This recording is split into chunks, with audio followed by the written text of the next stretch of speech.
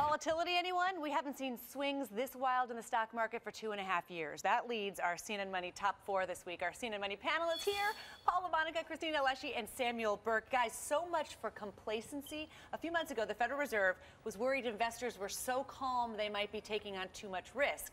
And then suddenly that calm, tranquil, steady stock market giving everyone whiplash. Raise your hand. Raise your hand if you think this market is due for a 10% correction.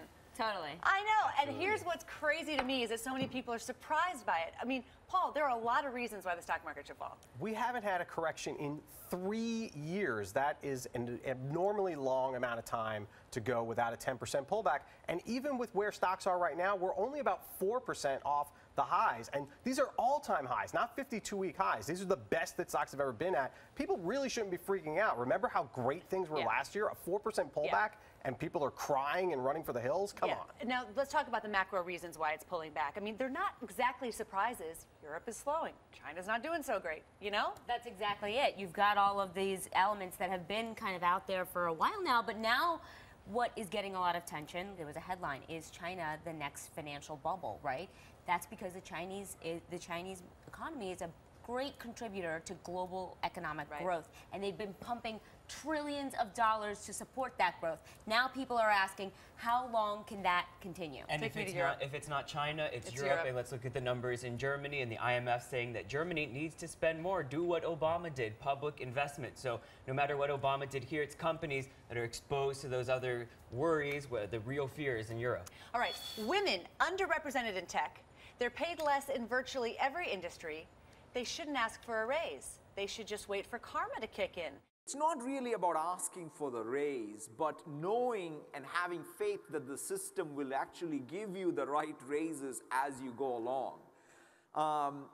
And that, I think, might be one of the additional superpowers that, quite frankly, women who don't ask for a raise have. Because that's good karma. It'll come back. Those unbelievable comments this week from Microsoft's new CEO at a women's tech conference. Okay, so he walked it back. He later tweeted he was inarticulate and that tech needs to close the gender pay gap. He is going to be on the top 10 list of dumb things to say about women in business for a very long time, until 9 other people say dumber things. Christina, can he walk it back? This is not about poor word choice, right? You do not say women shouldn't ask for a raise and that they should just trust the system. If you truly don't believe that, you wouldn't have said something like that. And I haven't seen anything from him to indicate that there's a real clear explanation that he fumbled in some sort of way. This is not just dumb advice for women, it's wrong advice for women and for men. Nobody in business thinks you should just sit back and let it happen to you. Everybody knows you have to lean in no matter what your gender is. When your boss tells you to trust the system, that is the last thing you should be doing. People around him are saying that he trusts this other manager who always believed in the short-term human resources were inefficient. In the long term, they are efficient. But for women, it doesn't matter because women step back or step aside for child rearing, or if they go sideways on a jungle gym, not up the ladder. And so that doesn't work. That philosophy doesn't work for women. It'd be one thing if he said this about all Microsoft employees, but he said it specifically about women. And it just seems implicit. There's that perpetuating this stereotype of women being aggressive or bossy, men being aggressive or applauded for being go-getters. And that's just insane. You have to ask for a raise. And what I think is sometimes they blame the victim. It's like, well, women ask for a raise in the wrong way. They should do it in a different way than men do. Well, wait a minute. Why is it that I have to speak differently because I'm a woman asking the same person for a raise? Remember, this is a tech CEO. The tech industry has faced so much heat for the fact that it does not treat women equally. This couldn't have been a worse person to say this kind of thing, right? Because Wall Street has even adjusted its practices and the way it treats women, and tech is taking on a lot of the heat. Now you have a tech CEO basically affirming everybody's fear about the industry. The people who are trying to roll him out to the public, you know, the new CEO of a company that was led by, you know, legendary Steve Ballmer, and then on his first big appearance, he makes this gaffe. Yeah, it's really, I think, just people are going to be looking fondly back at Ballmer and the monkey boy dance. Developers. That was all cute and quaint.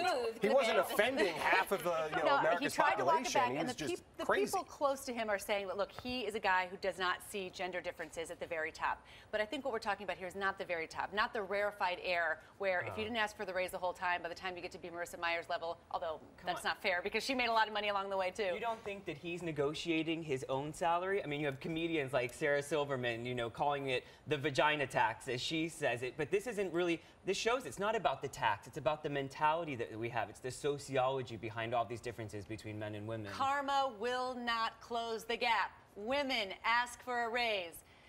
Men ask for a raise too, but women need some more help with the raise because 77 cents to the dollar is not fair. All right, speaking of asking for a raise, talk about not being shy. A Wells Fargo employee, he reportedly emailed the bank's CEO to ask for a raise, and he copied 200,000 fellow workers. He says Wells Fargo should use its profit and give everyone a $10,000 raise to show big corporations have a heart. Now that's leaning in, Paul. Yeah, without question. I mean, and CCing the whole company. Yeah, and it's a very ballsy move, if I can say that. And it sounds like he thinks his job is going to be safe, and good for him because he is pointing out what everyone, I think, that as a middle-class American knows that there is this income inequality out there. I mean, how much is John Stump making compared to everyone else? How much? 473 times the median salary at that bank at Wells Fargo. I think this guy realizes that he doesn't have that much to lose. I mean, that's where people are right now. That they feel comfortable making this kind of bold move. And you don't want people not invested in the system. Well, if he got fired, we'll be talking about him on the show next week about how much of an injustice I hope his job is safe. And he says he feels that it is. His supervisors have said that his job is safe. And I hope that they take a really good hard look at that because there's also a public relations angle to having great profit stock buybacks, right? But workers who say they can't live on what they're making. All right, no self-driving car from Tesla yet. CEO Elon Musk unveiled the Model D Thursday night. His mysterious tweet, remember we talked about it last week. It raised the speculation about whether D stood for driverless. It doesn't.